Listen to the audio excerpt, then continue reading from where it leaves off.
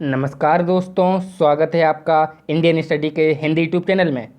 दोस्तों, जैसा कि आप लोग जानते हैं, डेली बेसिस पर आप लोग की रीजनिंग की क्लास चल रही है और ये आज रीजनिंग की क्लास आपके लिए फिर से मैं अवेलेबल हूँ लेकर। तो चलिए दोस्तों, बिल्कुल बिना देरी करते हुए हम लोग क्वेश्चन को डिस्कशन करते हैं। उससे पहले यदि वीडियो में आपको ज़रा सा भी लगता है कि हाँ मुझे कुछ सीखने को मिला है या फिर कोई भी बात अच्छी लगती है तो प्लीज़ वीडियो को ज़रूर लाइक करिएगा और शेयर करिएगा ज़्यादा से ज़्यादा और सब्सक्राइब करिएगा इंडियन स्टडी के हिंदी यूट्यूब चैनल को।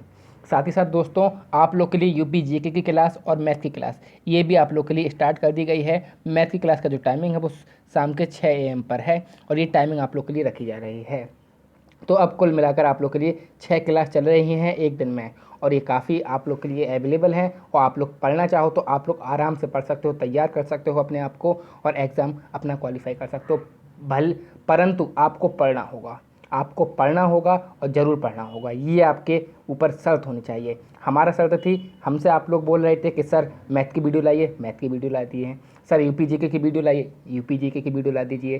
सर रीजनिंग की लाइए, सर रीजनिंग के लिए आए। तो अब आप कब पढ़ोगे? अब आपका काम है पढ़ने का, तो आप लोग पढ़िए।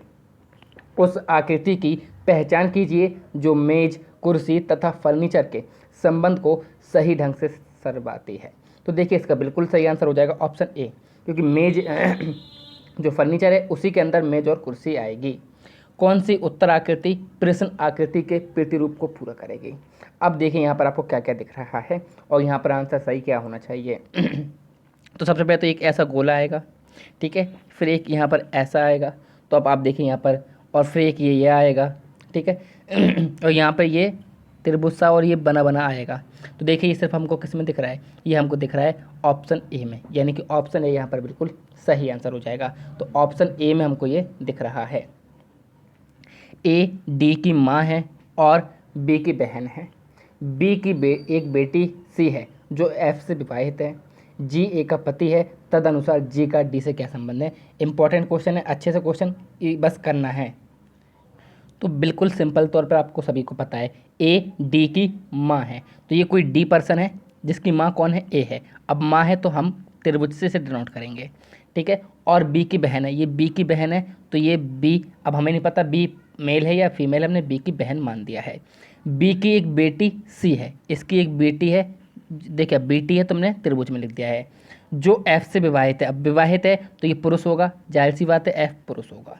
जी ए का पति है, जी जो है वो ए का पति है, तो ए क्या थी? महिला थी, तो इसका पति कौन हो गया? जी हो गया। तो पति है तो गोले में लिखा है।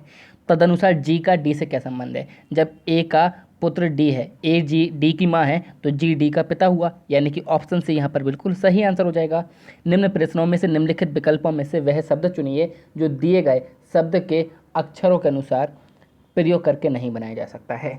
तो यहाँ पर देखिए जो आंसर हो जाएगा वो हो जाएगा ऑप्शन डी, क्योंकि बी शब्द ज्योग्राफी में कहीं पर नहीं आता है। यदि एक कमरे को बिस्तर कहा जाए और बिस्तर को खिड़की, खिड़की को फूल तथा फूल को कूलर कहा जाए तो कोई व्यक्ति सोने के लिए किसका उपयोग करेगा? बिस्तर का। बिस्तर को क्या बोल रहे हैं हम? खिड़की। तो यहाँ पर ऑप्शन ए बिल्कुल सही आंसर हो जाएगा। सोचना भी नहीं है कुछ, बिल्कुल बिना सोचे आंसर आ रहे हैं। यदि क्लॉक को KCOLC लिख दिया जाए तो उसी कूट भाषा में स्टेप को क्या लिखा जाएगा? अब देखिए क्या किया है इन्होंने, के का के, सी का ये, फिर ओ का ये, फिर एल को ये, सी को ये, यानी कि लास्ट को पहला, फिर सेकंड लास्ट को दूसरा, फिर थर्ड लास्ट को तीसरा, फिर फोर्थ लास्ट को ये काम कर रहे हैं। तो यहाँ पर SPETS, तो यहाँ पर ऑप्शन बी यहाँ पर बिल्कुल सही आंसर हो जाएगा। निम्न प्रश्नों में दिए गए विकल्पों में से लुप्त अंक ज्ञात कीजिए। अब लुप्त अंक ज्ञात करना है, देखिए किस प्रकार से ये लुप्त अंक ज्ञात करते हैं। तो देखिए 3 चौको 12 और 3 15 हो गया, ठीक है। 7 पंजे 35 और 3 38 हो गया। 3 पंजे 15 और 3 18, यानी कि ऑप्शन डी यहाँ पर बिल्कुल सही आंसर हो जाएगा। देखिए कितने सिंपल क्वेश्चन आ रहे हैं, बिल्कुल आपको कोई भी दिमाग नहीं लगाना है। एक पिता की आयु इस समय अपनी बड़ी बेटी की आयु की 3 गुनी है। 5 वर्ष पहले पिता की आयु अपनी छोटी बेटी की आयु की 8 गुनी थी। यदि दोनों बेटियों की आयु का अंतर 5 वर्ष हो तो इस समय पिता की आयु कितनी है? देखिए एक्स वाई मानकर हम इसको करते हैं, क्योंकि बहुत से लोगों को बिना एक्स वाई का तरीका नहीं मालूम होगा, इसलिए मैं एक्स वाई से कर रहा हूँ। बिना एक्स वाई से भी ये सॉल्व हो जाएगा। अब क्या बोला, एक पिता की आयु मान ली पिता एक्स है, बड़ी बेटी मान ली वाई है, तो पिता की आयु इस समय अपनी बड़ी बेटी की आयु की 3 गुनी है, तो बड़ी बेटी हमने वाई मानी, तो x बराबर 3y हो गया। 5 वर्ष पहले पिता की आयु अपनी छोटी बेटी की आयु की 8 गुनी थी। अब 5 वर्ष पहले की बात कर रहे हैं तो माइनस लगाएंगे, छोटी बेटी को हमने जेठ मान लिया, ठीक है, तो कितनी थी, 8 गुनी थी छोटी बेटी से, तो जेठ माइनस 5 मान लिया, ठीक है। तो यदि दोनों बेटियों की आयु का अंतर यानी कि बाई माइनस जेड जो है वो कितना है, 5 वर्ष है, ये है, यानी कि जो बड़ी है बाई है वो जेड से कितनी बड़ी है, 5 वर्ष बड़ी है, ये आपको याद रखना है। अब यहाँ पर आप जेड की जगह क्या रख सकते हो, जेड का मान रख सकते हो, तो यहाँ पर x माइनस 5 बराबर 8, जेड की जगह हमने रख दिया y माइनस 5 रख सकते हैं, तो y माइनस 5 रखेंगे तो y माइनस 10 हो जाएगा। देखिए क्या हो जाएगा, y माइनस 10 हो जाएगा, तो x माइनस 5 बराबर 8y माइनस के 80 हो जाएगा, तो x माइनस 5 बराबर 8y माइनस के 80 हो जाएगा। और जब आप यहाँ से सॉल्व करोगे तो आपको जो आंसर मिल जाएगा वह मिल जाएगा ऑप्शन सी, यानी कि 45 इस समय पिता की आयु हो जाएगी। अरुण उत्तर दिशा में 8 किलोमीटर की यात्रा तय करता है, इसके बाद बाएं मुड़कर 3 किलोमीटर जाता है। चलिए हमने क्या करा, अरुण ये है, ठीक है, उत्तर दिशा में उसने 8 किलोमीटर तय किए, ये 8 किलोमीटर हो गए हैं। उसके बाद उसने क्या किया है, बाएं मुड़कर, अब जब वो बाएं मुड़ेगा तो कहाँ जाएगा, 3 किलोमीटर जाना है। अरुण उत्तर दिशा में 8 किलोमीटर की यात्रा करता है, उसके बाद बाएं मुड़कर 3 किलोमीटर जाता है, तो बाएं मुड़ना है हमको, सॉरी उत्तर दिशा, मैं दक्षिण में बना रहा था, सॉरी उत्तर दिशा में मुड़ा है वो, तो उत्तर दिशा में 8 किलोमीटर ये हो गए। उसके बाद क्या करता है, बाएं मुड़ता है 3 किलोमीटर, ये 8 ये 3, और फिर दाएं मुड़कर 4 किलोमीटर, यहाँ पर फिर वो दाएं मुड़कर 4 किलोमीटर, जगह नहीं है इसलिए छोटा सा बना रहा हूँ। अंत में दाएं मुड़कर 3 किलोमीटर, यानी कि यहाँ पर वापस फिर से आ जाएगा ये, वह अपने प्रस्थान बिंदु से, देखिए 8 ही हो गया, 4 ही हो गया, 12 किलोमीटर, यानी कि ऑप्शन बी यहाँ पर बिल्कुल सही आंसर हो जाएगा। शब्दों का कौन सा युग्म अन्य से भिन्न है, मुंह, जिह्वा, जड़, वृक्ष, शब्द, वाक्य, शिक्षक, स्नातक। तो देखिए यहाँ पर ऑप्शन डी बिल्कुल गलत हो जाएगा, यानी कि भिन्न हो जाएगा। मुंह में जीभ होती है, जड़ वृक्ष में होती है, शब्द से ही वाक्य बनता है, लेकिन शिक्षक से स्नातक कहाँ बनते हैं, ऐसा कुछ नहीं है।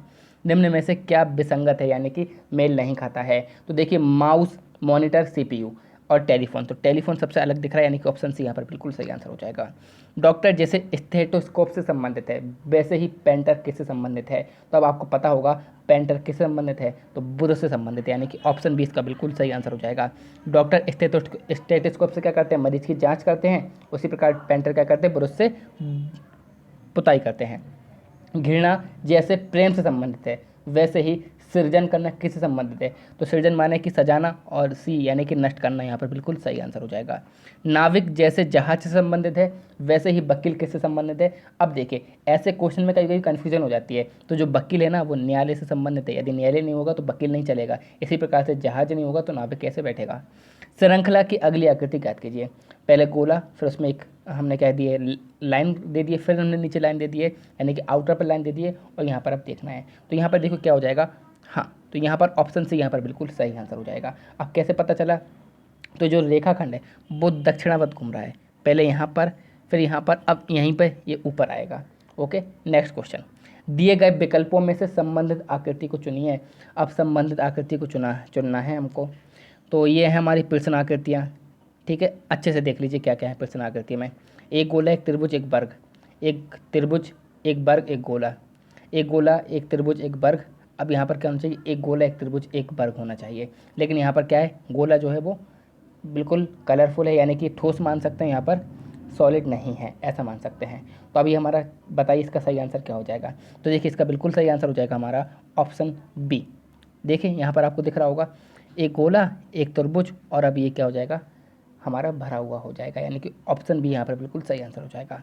चारों विकल्पों में से कौन से विकल्प की आकृति पैटर्न एक्स के रिक्त स्थान को पूरा करेगी।